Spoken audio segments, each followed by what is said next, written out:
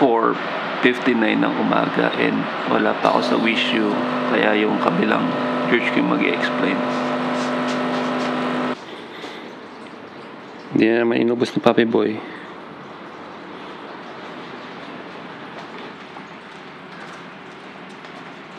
At mga paps, kung napansin nyo, di ba, medyo hindi tayo nakapag-vlog ng medyo matagal. At ang dahilan nun is may iba akong pinagkabalahan. So mga clue. Ito pa. Teka lang. Ayos muna natin ha. Pansin nyo, nakita nyo yan? Magkaiba yung kulay. Oh, di ba? Magkaiba yung kulay. Siguro naman alam nyo na, di ba? Balik lang natin to. Ayun yan, no? Pero nung weekend ng pagtakbo, kung kailan nakaschedule to, which is 5K, is yun nga yung binagyo ang Brisbane ko. Napanood nyo yung last vlog ko, binagyo ang Brisbane, so na-cancel yung event.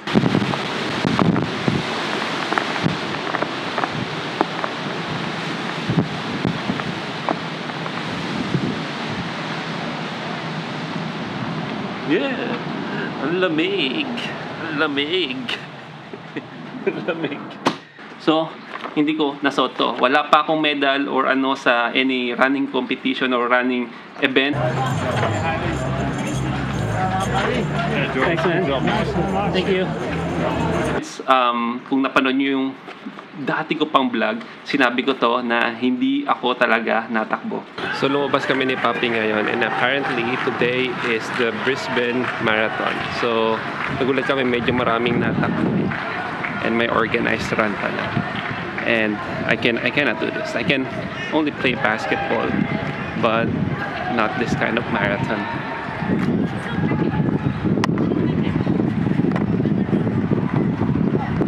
And yung ito is 5K.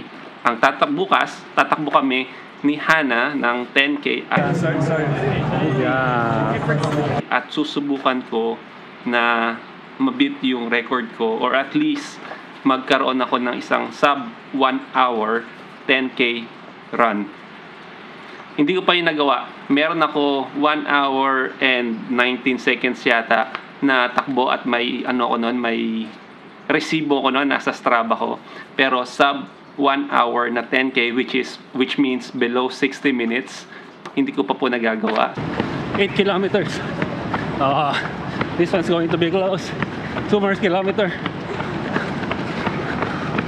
About 10 minutes. Kailangan natin takbuhin to, boy.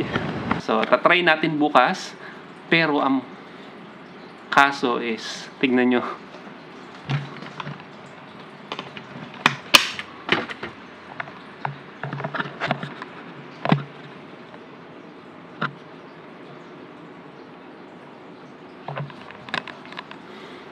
Naulan na naman. So sana hindi ma-cancel. Pero ngayon, pupunta tayo dun sa pick-upan ng bib. Pick-upan ng bib. Tsaka ng t-shirt. Sama ko na si Hana. Teka, gising na ba yung si Hana?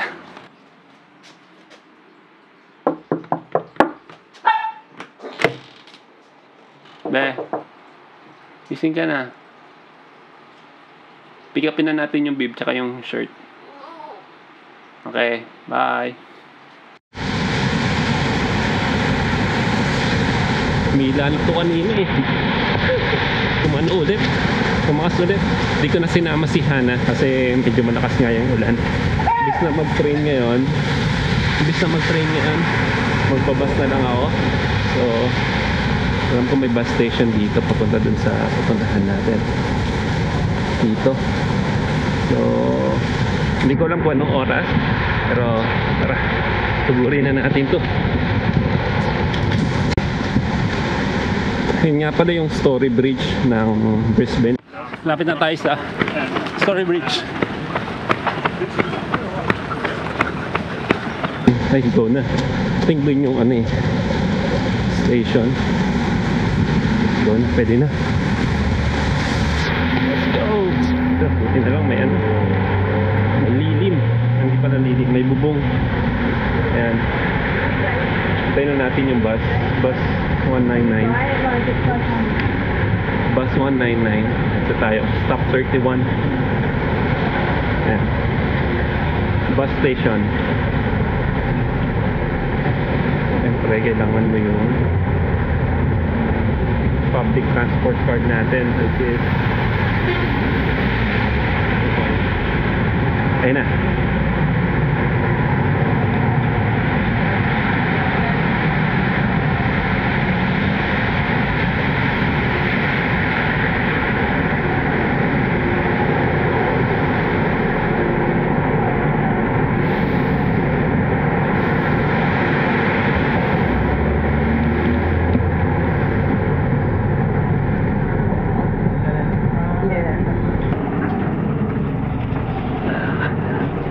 Tayo sa dulo ng bus.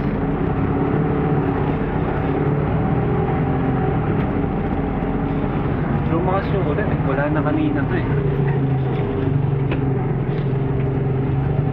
Yan yung Marriott.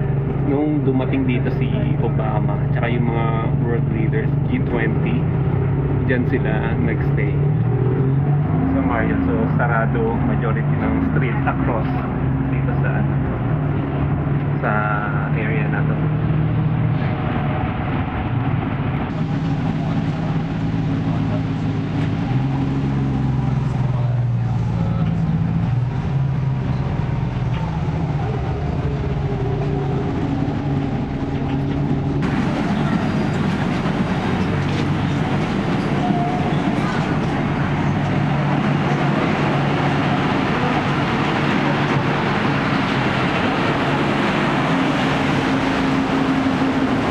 Natin pipick upin yung mga bib natin tsaka yung mga t-shirt natin.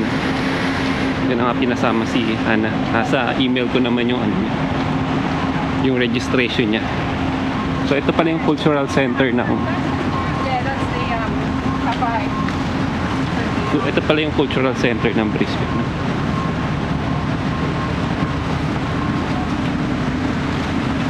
Hindi pala cultural center Queensland.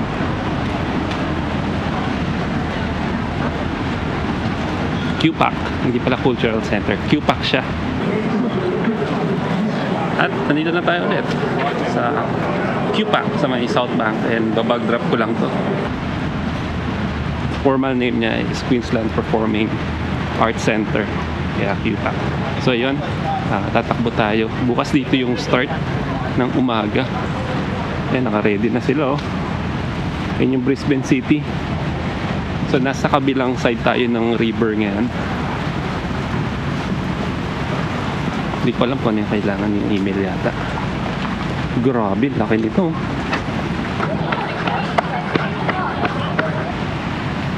Ayan.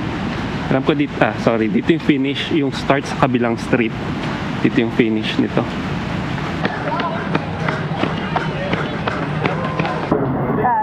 Yeah, yeah. First name? George and Hannah. Oh, George and Hannah. Yes. No cancellation tomorrow? Hopefully not. Not that I've heard of. Yeah, that's good. I've heard it's actually going to be quite warm. Oh, really? Good luck to you. Hopefully it's not too warm. Yeah.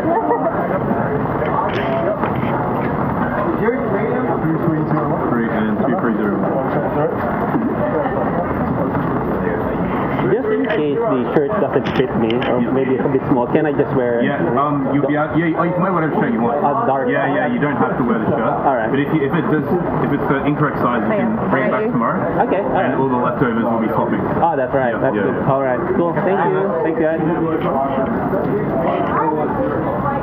There you go. We got it. Mukhang hindi daw makakancel. Dinig nyo naman, no? So dahil napasukan nga yata ng tubig yung mic ng GoPro natin, no? So hindi ko na kayo papahirapan na para ako nagsasalita sa loob ng aquarium, mga paps, no? So sinasabi ko lang dyan na hindi na tayo magbabas, hindi tayo magta-train pa uwi. May warp naman dyan na yung ferries nagsasakay at nagbababa dun malapit sa apartment, sa bahay natin. So yun na lang yung sasakyan ko, 50 cents lang din naman yun. Tapos pinapakita ko pa dyan, ang taas ng tubig kasi ilang araw ng nag-uulan dito sa Brisbane. So mataas talaga ang tubig ng Brisbane. At ito pa, pumesto pa ako dito mga paps. So, tingnan nyo. Explain pa ako sa inyo kung ano yung mga nakuha ko. Ayan, may bib, may cap, tapos nandiyan yung t-shirt. Si kuya nga, tinitignan ako anong ginagawa ko. Di ko alam Wala pala akong audio para pala ako nasa loob ng aquarium. Kung alam ko lang sana di na ako nagpakahirap. Joke lang. Ayan, sinasabi ko lang dyan, no? Sinetap ko pa tong camera. Sinasabi ko na malapit na. Paparating na yung bangka. Pero, di pala ako ganong nadidinig. Tapos, ayan paps, nakasakay na tayo dyan. Aba, tignan nyo nga naman, may mga nagkakayak pa. Siguro mga hindi nila na-cancel yan kasi nakabook na sila. And safe naman, mukhang safe naman yung kasi hindi naman gaanong malakas yung alon. Tapos tignan nyo yung mismong city na yan. Hindi gaanong nakikita yung mga building kasi sobrang sama talaga ng panahon. So, ayun nga, pababa na tayo. Ayan, sinasabi ko na sana is makuha natin yung sub 60 minutes na target natin. Para sa akin, si Hana naman wala siyang target and may kasama naman siyang kaibigan tumakbo. So, ako yung mauuna. So, maraming salamat, Paps. So, next vlog na lang yung running vlog natin. Ingat po kayo kung nasan man kayo ng ginagawa nyo. Tingnan nyo, kung maabutan natin sub 60 minutes.